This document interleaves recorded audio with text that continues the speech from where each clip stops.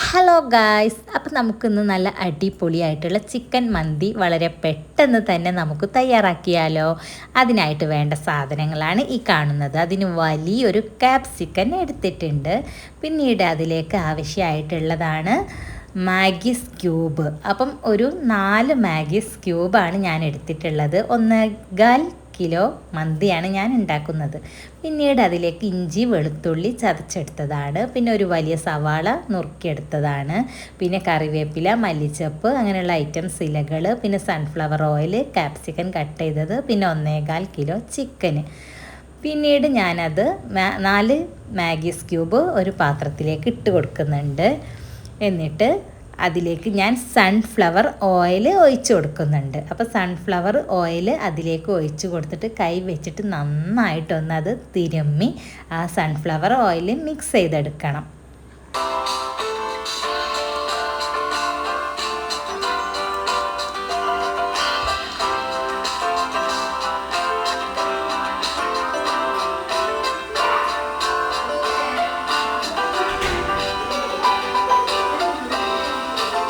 പിന്നീട് ഞാൻ അതിലേക്ക് ഇട്ട് കൊടുക്കുന്നത് ഇഞ്ചി വെളുത്തുള്ളി ചതച്ചെടുത്തതാണ്. അപ്പം അതും കൂടി അതിലേക്ക് ഇട്ട് കൊടുത്തിട്ട് പിന്നീട് അതിലേക്ക് ക്യാപ്സിക്കൻ നമ്മൾ അരിഞ്ഞെടുത്തതും കൂടി അതിലേക്ക് ഇട്ട് കൊടുക്കുന്നുണ്ട്. പിന്നീട് സവാളയും കൂടി ഇട്ട് കൊടുക്കുന്നുണ്ട്.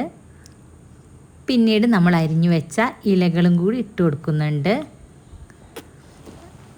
പിന്നീട് അതിലേക്ക് ഇട്ട് കൊടുക്കുന്നത് 1 സ്പൂൺ കുരുമുളക് പൊടിയാണ്. അപ്പോൾ കുരുമുളക് പൊടിച്ചതും കൂടി 1 സ്പൂൺ ഇട്ട് കൊടുക്കുന്നുണ്ട്. പിന്നെ ജീരകം 1 സ്പൂൺ ഇട്ട് കൊടുക്കുന്നുണ്ട്. പിന്നീട് ഇതിൽ സ്പെഷ്യലായിട്ട് വേണ്ട മന്തി മസാലയാണ്. അപ്പം മന്തി മസാലയും കൂടി ഞാൻ ആവശ്യത്തിന് ഇട്ട് കൊടുക്കുന്നുണ്ട്. പിന്നീട് നമുക്ക് അതിലേക്ക് ആവശ്യമായിട്ടുള്ളത് മഞ്ഞൾപ്പൊടിയാണ്. അപ്പം ഞാൻ മഞ്ഞൾപ്പൊടിയും കൂടി ഇട്ട് കൊടുക്കുന്നുണ്ട്. 1 സ്പൂൺ ഇട്ട് കൊടുക്കുന്നുണ്ട്. പിന്നീട് നമുക്ക് അതിലേക്ക് ആവശ്യമായിട്ടുള്ള നല്ല ഭംഗിയുള്ളൊരു കളർ കിട്ടാൻ വേണ്ടിയിട്ട് ഞാൻ കുറച്ച് റെഡ് കളറും കൂടി ഇട്ട് കൊടുക്കുന്നുണ്ട്. പിന്നീട് ഞാൻ ഒരു ഗരം മസാലപ്പൊടിയും കൂടി കുറച്ച് ഇട്ട് കൊടുക്കുന്നുണ്ട്. അപ്പോൾ അതിന് പകരം നമുക്ക് കറുകപ്പട്ട, കുരുമുളക് അങ്ങനെയുള്ള ഐറ്റംസ് ഇട്ട് കൊടുക്കാം. ഞാനത് പൊടിച്ചതുകൊണ്ട് തന്നെ അത് ഇട്ട് കൊടുത്തു. പിന്നീട് ഞാൻ അതിലേക്ക് ഇട്ട് കൊടുക്കുന്നത് ചിക്കനാണ്. അപ്പോൾ ചിക്കനും കൂടി അതിലേക്ക് ഇട്ട് കൊടുക്കുന്നുണ്ട്.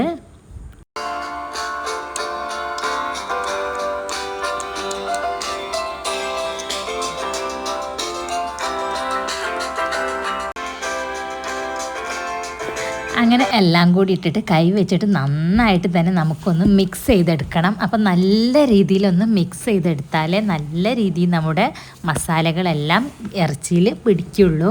അപ്പം നല്ല രീതിയിൽ കൈ വെച്ച് നന്നായിട്ട് കുഴച്ചെടുക്കണം. എന്നിട്ട് നമുക്ക് അരമണിക്കൂർ അത് റെസ്റ്റ് ചെയ്യാൻ വെക്കണം. അപ്പം റെസ്റ്റ് ചെയ്യാൻ വെച്ചാൽ നല്ലതാണ്, നല്ലൊരു ടേസ്റ്റ് കിട്ടും. അതെല്ലാം നമുക്ക് പെട്ടെന്ന് തന്നെ ഉണ്ടാക്കണം എന്നുണ്ടെങ്കിൽ റെസ്റ്റ് ഒന്നും ചെയ്യാൻ വെക്കേണ്ട ആവശ്യമില്ല. അപ്പം ഞാൻ കുറച്ച് നേരത്തെ ടൈമൊക്കെ ഉണ്ടായതുകൊണ്ട് തന്നെ ഞാൻ കുറച്ച് നേരത്തിന് ഫ്രിഡ്ജിൽ വെക്കുന്നുണ്ട്. ആ സമയം നമ്മൾ എന്ത് ചെയ്യുന്നു, അതിലേക്ക് ആവശ്യമായിട്ടുള്ള ചോറ് റെഡിയാക്കുന്നുണ്ട്. അപ്പോൾ ഞാൻ ചോറ് അടുപ്പിലാണ് ഉണ്ടാക്കുന്നത്. അപ്പോൾ ഞാൻ അതിലൊരു ചെമ്പിൽ വെള്ളം ഇട്ടിട്ട് നമുക്ക് ചോറ് റെഡിയാക്കി എടുക്കാം. എല്ലാവർക്കും അറിയുന്നതാണ് ചോറ്, എന്നാലും ഞാനൊന്ന് കാണിച്ചു തരാം. അപ്പോൾ നല്ല ബസുമതി അരിയാണ് എടുത്തിട്ടുള്ളത്, മന്തി റൈസ്.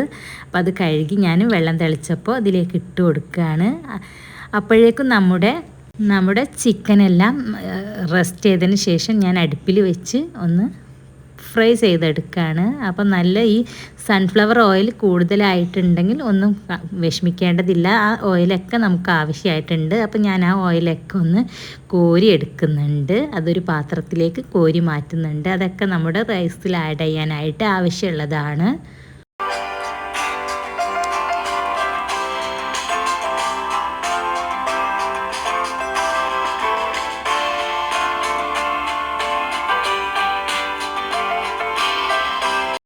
അപ്പോഴേക്കും നമ്മുടെ വെള്ളം ഇവിടെ തിളച്ച് വന്നിട്ടുണ്ട്. അപ്പം ഞാൻ അതിലേക്ക് അരി കഴുകി ഇട്ട് കൊടുത്ത് അതിലേക്ക് ആവശ്യത്തിന് ഉപ്പും പിന്നീട് അതിലേക്ക് ആവശ്യമായിട്ടുള്ള കറുകപ്പട്ട അങ്ങനെയുള്ള ഐറ്റംസൊക്കെ ഇട്ട് കൊടുക്കാം.